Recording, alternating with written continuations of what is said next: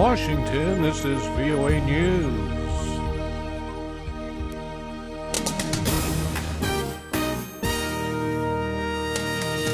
President Obama says a travel ban from West Africa, not the way to go. Death toll mounts in fight over Kobani. I'm Ray Kouguell reporting from Washington. President Obama says a travel ban from West Africa is not the way to go in the fight against Ebola. Mr. Obama, speaking at the White House Thursday, said he has no philosophical objection to keeping travelers from Guinea, Liberia, and Sierra Leone out of the United States. But he said experts have told him that such a ban would be less effective than the procedures already in place. Mr. Obama says travelers would be less likely to be screened and treated, leading to more cases than less. The World Health Organization is sending teams to Mali and Ivory Coast to evaluate the country's Ebola-preparedness measures at their shared borders of the affected countries. WHO Health Security Response Chief Dr. Isabel Nuttall. We're talking about Guinea-Bissau, Senegal, Mali, and Côte d'Ivoire. These 4 countries have a land border with the affected countries, or they have high travel and trade routes. European health ministers are in Brussels for high-level talks on how to screen for the Ebola virus at European borders and airports.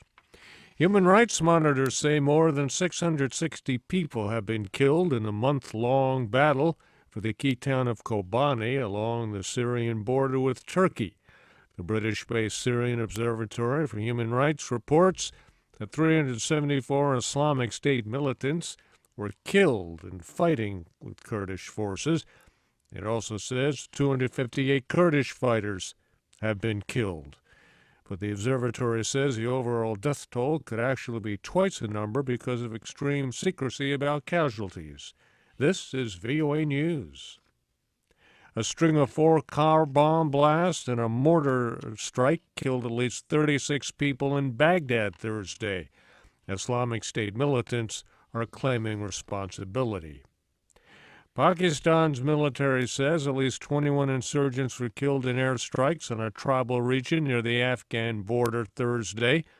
Government forces say they also destroyed 5 suspected militant hideouts. Afghanistan spy agency captured 2 key commanders of the feared Haqqani Network, which is fighting the U.S.-led coalition forces alongside the Taliban. Ayaz Gul reports. Afghan authorities have identified the 2 men as Anas Haqqani and Hafiz Rashid, describing their capture as a blow to the Haqqani Network's operational and fighting capabilities. A spokesman for Afghanistan's National Directorate of Security, Abdul Hasib Siddiqui, says the arrests were made on Tuesday in Khost province near the Pakistani border.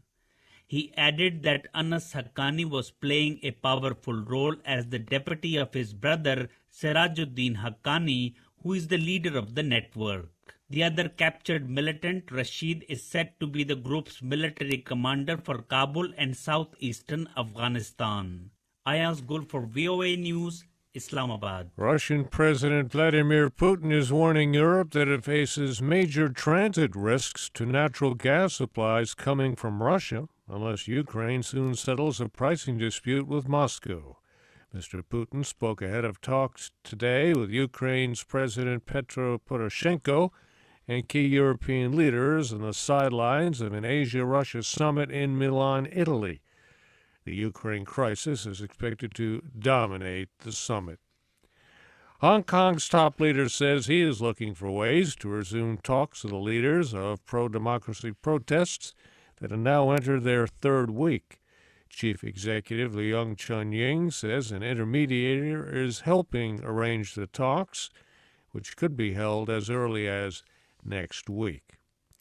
The British Broadcasting Corporation says its English-language website is no longer accessible in China, a move slammed by the broadcaster as an act of deliberate censorship. BBC World Service Group Director Peter Horrocks strongly condemned what he called the attempt to restrict free access to news and information.